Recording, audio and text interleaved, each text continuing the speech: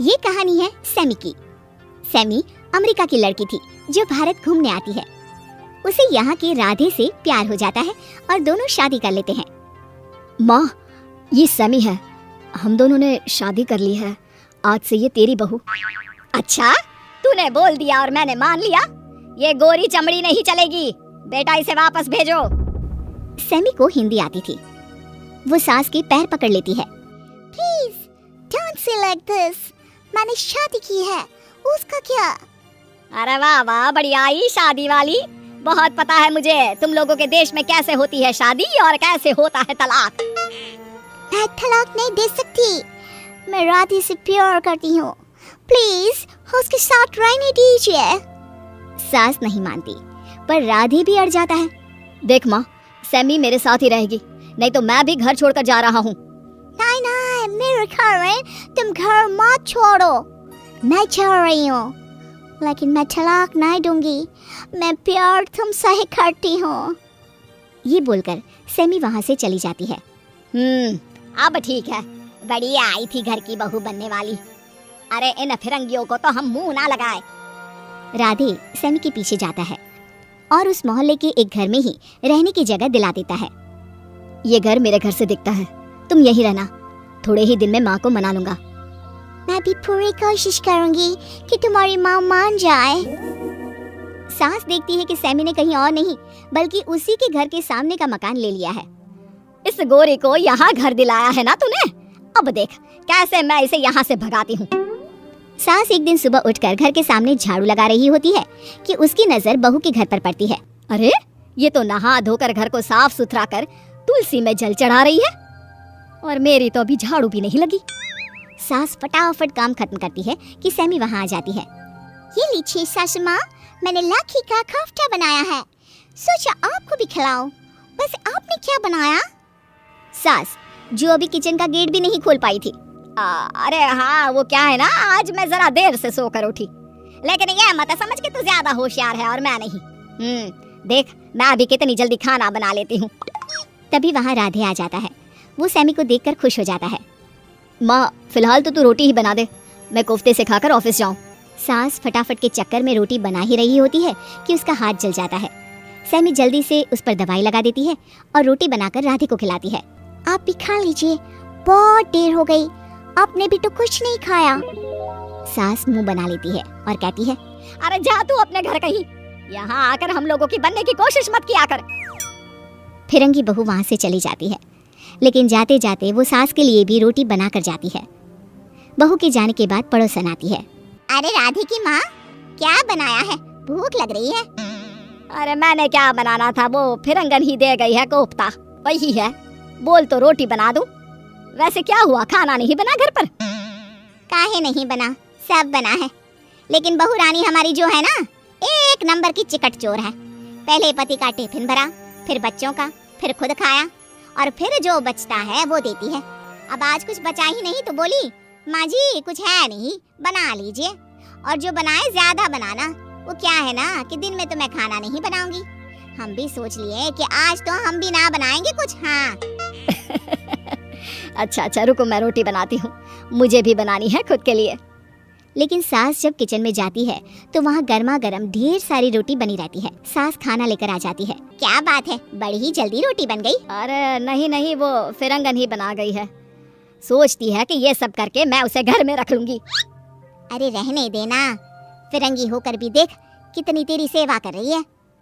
तभी सास दूर से देखती है कि बहू बाहर खड़ी होकर पापड़ सूखने डाल रही है। वो मन में सोचती है कि बेचारी कितना प्यार करती है मेरे बेटे से, पर फिरंगी तो फिरंगी ही होते हैं। देख देख कर क्या सोच रही है, जरा देख कैसे सूट पहनी है, वरना यहाँ तो वन पीस में घूमना शुरू कर चुकी हैं हमारी बहुएं। सास समझती तो है, लेकिन करे क्या, अक्कड़ जो है। एक बार घर में पानी नहीं आ रहा होता है तो सारे मोहल्ले की औरतें मोहल्ले के नल से पानी भर रही होती है। अरे पानी भरने की तो मेरी हिम्मत ही नहीं है, राधे भी नहीं है, किसे बोलूं बाल्टी भरने के लिए, पीने को एक बूंद पानी नहीं। सास पड़ोसन को फोन करती है। अरे विमला बेटे से बोलकर एक बाल्टी पानी मेरे घर भी भेज दो ना, प्यास से गला सूखा जा रहा है। अरे कहाँ, यहाँ तो हम लोगों का ही पूरा नहीं हो रहा है, तुम्हें कहाँ से पानी भेज दे।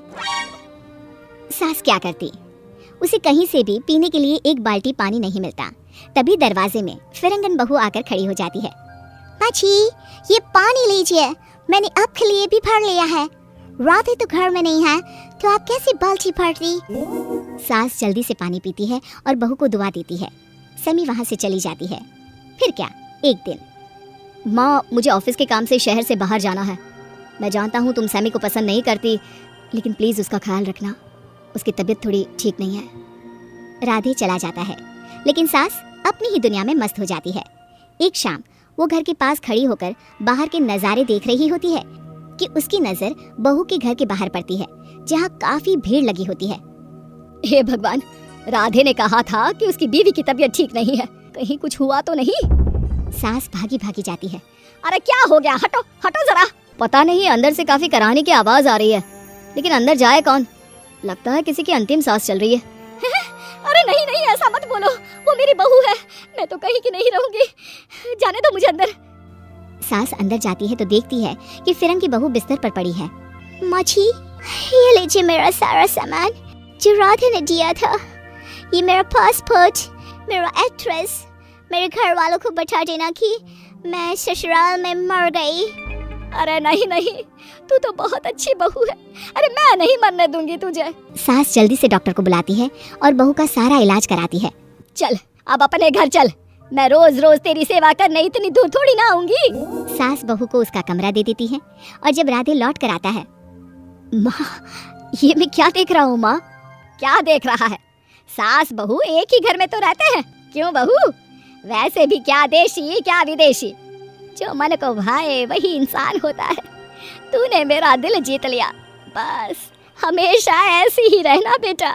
माधवी अपने पति रमेश और अपने बेटे अजय के साथ रहा करती थी। अजय का बचपन से एक ही सपना था कि वो अपनी आगे की पढ़ाई यूएसए में पूरी करे, और इसीलिए वो यूएसए पढ़ाई करने के लिए चला जाता है। 3 साल बाद जब वो अपनी पढ़ाई पूरी करके आता है तो अपने बेटे के आने की खुशी में माधवी उसकी पसंद के कई तरह के पकवान बनाती है। और जब घर की डोरबेल बजती है तो माधवी अपने पति रमेश को कहती है, लगता है मेरा अजय आ गया है, आप यहीं बैठना, मैं दरवाजा खोलती हूँ। माधवी जल्दी से जाकर दरवाजा खोलती है तो दरवाजे पर अजय के साथ एक लड़की को देखकर वो अजय से पूछती है, ये कौन है बेटा? माँ, ये ग्रेटी है, हम दोनों यूएसए में साथ ही पढ़ते थे और अब ग्रेटी इस घर की बहू है। क्या बहू? अरे बेटा, तूने शादी कर ली और बताया भी नहीं। कम से कम अपनी माँ को बता तो देता कि तू अपने साथ इस घर की बहू लेकर आ रहा है। मैं बहू के आने की कुछ तैयारी तो कर लेती। कोई बात नहीं बहू, यही रुक, मैं अभी तेरे लिए पूजा की थाल लेकर आती हूँ। मॉम, आप अपनी ये फॉर्मेलिटीज बाद में पूरी कर लेना।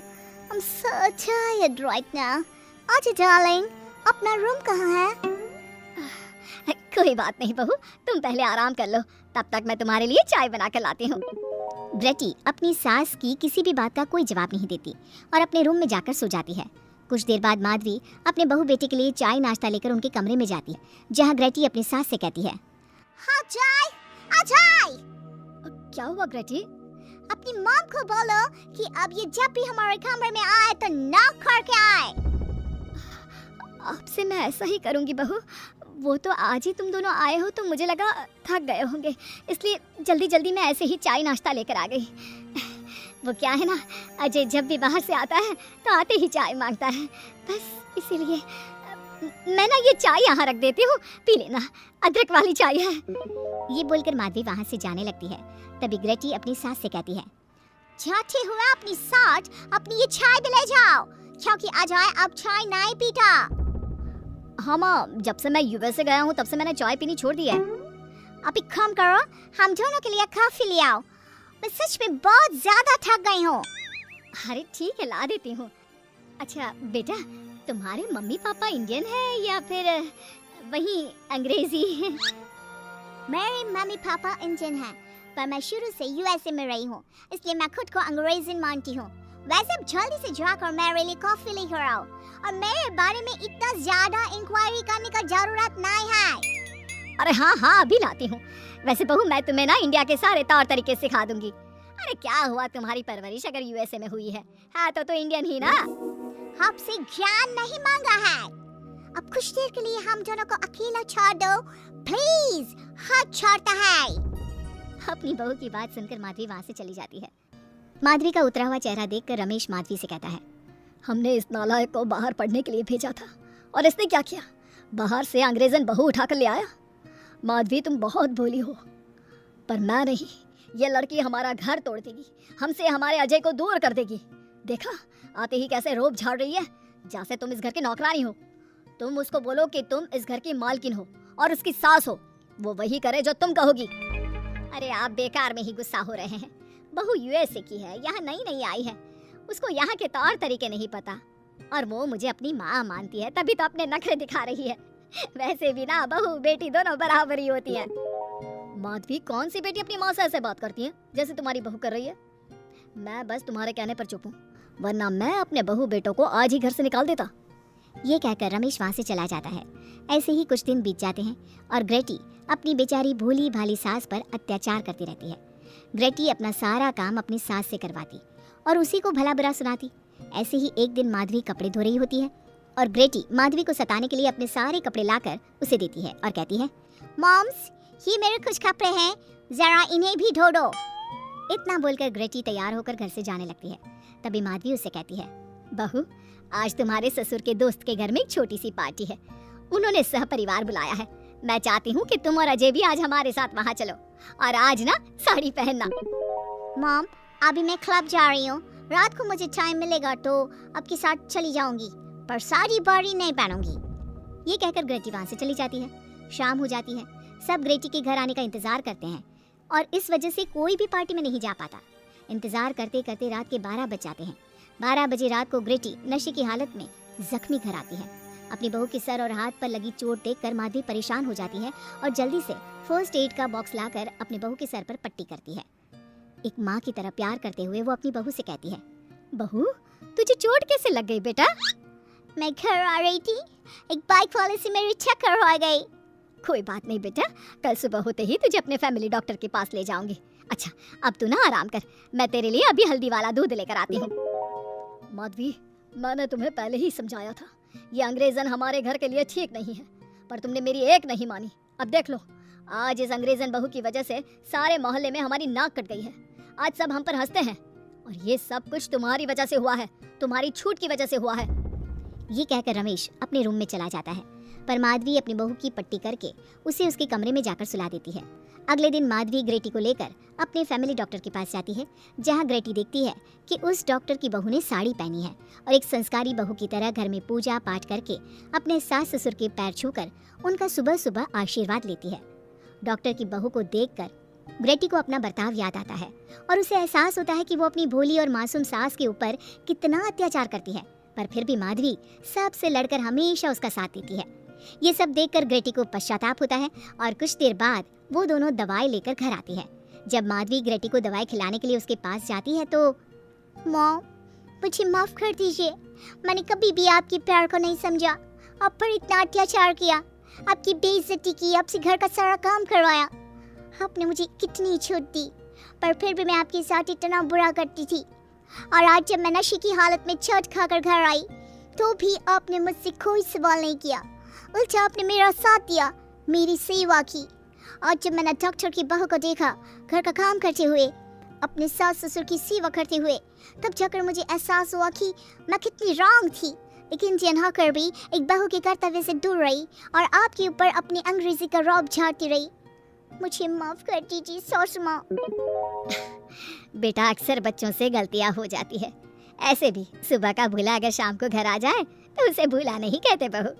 और मुझे बहुत अच्छा लग रहा है ये देखकर कि मेरी अंग्रेजन बहू कितनी समझदार हो गई है।